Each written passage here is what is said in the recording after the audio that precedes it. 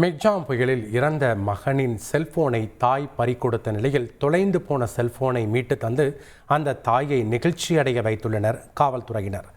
பொதுமக்களிடம் திருடு போன செல்போன்களை மீட்டு அவர்களிடம் ஒப்படைக்கும் நிகழ்ச்சி சென்னை சேலையூர் அருகே ராஜகீழ்ப்பாக்கத்தில் நடைபெற்றது. பள்ளிக்கரணை காவல் மாவட்டத்தில் உள்ள பல்வேறு காவல் நிலையங்களில் பதிவான வழக்குகளில் கண்டுபிடிக்கப்பட்ட 127 செல்போன்களை பொதுமக்களிடம் பள்ளிக்கரணை துணை கமிஷனர் கார்த்திகேயன் வழங்கினார். இந்த நிகழ்ச்சிக்கு 3 சக்கர வாகனத்தில் மாற்றுத்திறனாளி பெண் ஒருவர் வந்திருந்தார்.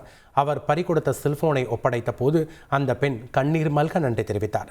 மெக்ஜாம் புயலில் தன் மகன் அப்துல் ரஹ்மானை பறிகொடுத்த ஃபாத்திமா அவர் நினைவாக வைத்திருந்த செல்போனை மர்ம நபர்கள் மருந்து கடையில் மருந்து வாங்க சென்ற போது திருடி உள்ளனர்.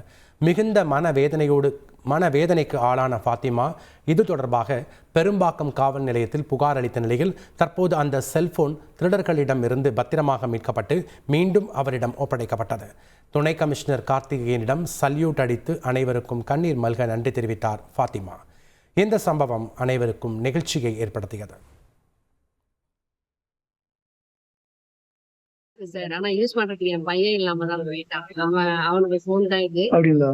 மெக்ஜாம் புயல் வாங்கி 10 மாசம் தான் ஆகுது. 10 மாசம் யூஸ் பண்ணானே அது இந்த மாதிரி மிஸ் ஆயிடுச்சு. சோ கிடைச்சது என் பையன் கிடைச்ச மாதிரி அதே போன் தான் எனக்கு என் பையனை கையில கிடைச்ச மாதிரி ரொம்ப சந்தோஷமா. காவல்துறை எல்லாருக்கும் நான் ரொம்ப நன்றி சொல்லிக்கிறேன். ஏன்னா எவ்வளவு ப்ராசஸ் இருக்குன்னு எனக்கு தெரியும். சார் நான் வெயிட் பண்ணேன். பையனை வச்சு பேசுற மாதிரி. செய்திகளை உடனுக்குடன் தெரிந்து கொள்ள உடனே சப்ஸ்கிரைப் பண்ணுங்க.